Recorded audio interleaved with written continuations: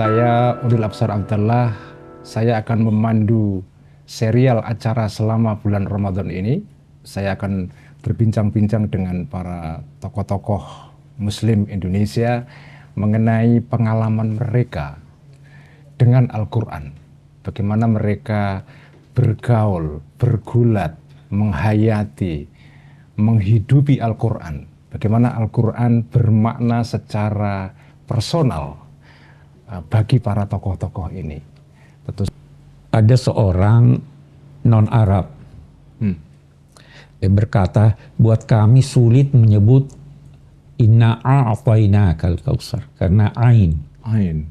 Bagaimana kalau diganti dengan inna atainakal kautsar?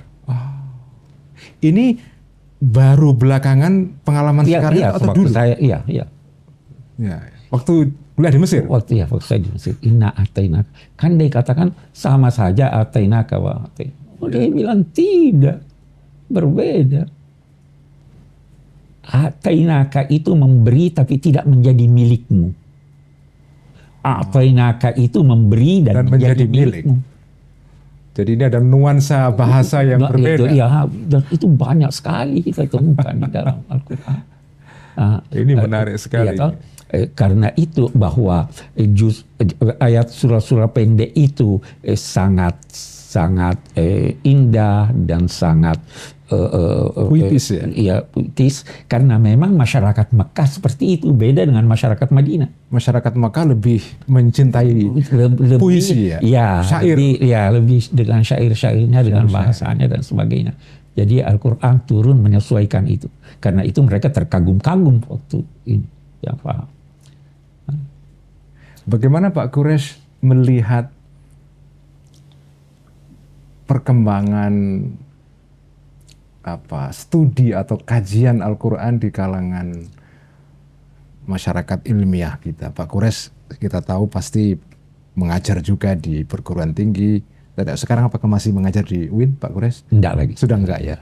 Tapi sejauh Pak Quresh tahu bagaimana melihat bagaimana Al-Quran itu dikaji di Indonesia, apakah perkembangannya cukup baik atau? Iya, mudah-mudahan makin maju, tapi saya kira belum sampai kepada tingkat ideal. Betul. Saya sekian tahun yang lalu pernah menulis atau katakanlah menanggapi cara pengajaran tafsir di perguruan tinggi. Kritik Pak Quresh apa? Yang terjadi itu silabinya dipilih berdasar kandungan ayat. Maudhu'i. Bukan metodenya. Jadi dipilih ayat-ayat menyangkut salat, ayat menyangkut zakat. Itu misalnya ayat menyangkut akidah. Saya kurang setuju itu.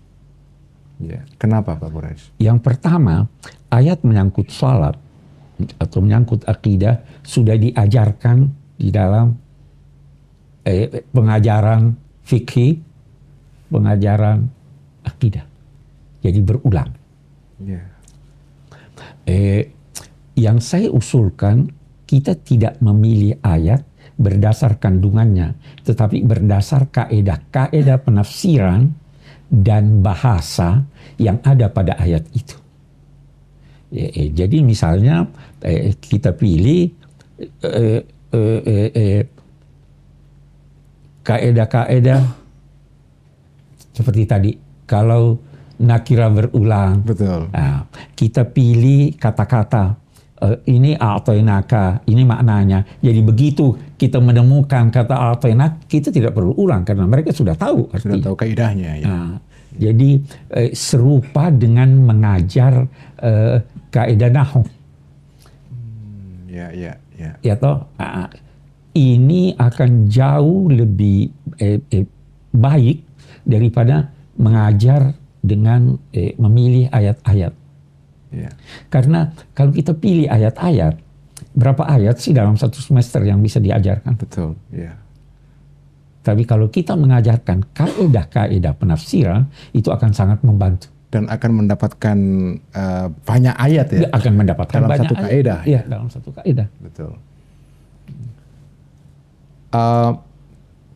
Saya ingin bertanya tentang hal yang lain, Pak Quresh. Apakah ini kan tidak semua orang itu punya waktu untuk belajar tafsir Al-Quran secara mendalam seperti Pak Quresh. Ya. Apakah orang memahami Al-Quran dengan terjemahan yang tersedia di pasaran, terutama terjemahan Kemenak, ya? Ya. Apakah itu boleh? Apakah bagaimana menurut Pak Quresh? Ya jelas boleh. Boleh. Kalau tidak, ya tak boleh. Hanya kita harus sadar bahwa terjemahan itu belum memberikan penafsiran yang saya tidak mau berkata utuh, yang memadai. Memadai. Ya. Untuk itu. Sekedar memahami, apalagi sebagian terjemahan kan hampir secara harfiah. Betul, betul. Ya. Nah, jadi apa nasihat Pak Quresh kepada orang-orang yang belajar Al-Quran melulu melalui terjemahan ini? Kita tidak bisa larang, tetapi dia harus sadar bahwa dia sebaiknya berdiskusi dengan orang yang lebih paham. Fas'alu ahla dzikri tadi itu. Fas'alu ahla dzikri. Ya. Berdiskusi dengan orang yang dia nilai lebih pandai dari dia. Ya.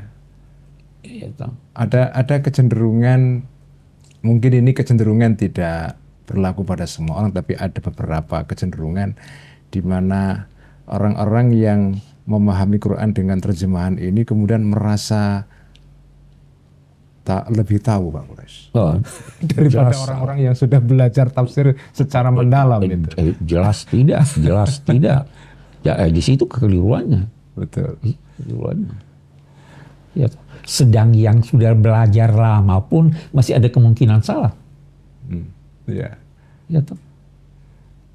Ini kan kadang-kadang masyarakat awam yang dibutuhkan adalah penjelasan tentang Al-Quran yang sederhana.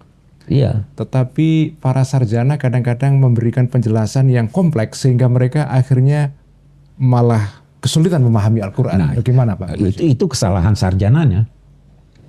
Ya. Kan pada dasarnya menjelaskan sesuatu itu harus dengan menyesuaikan penjelasan itu dengan sasaran.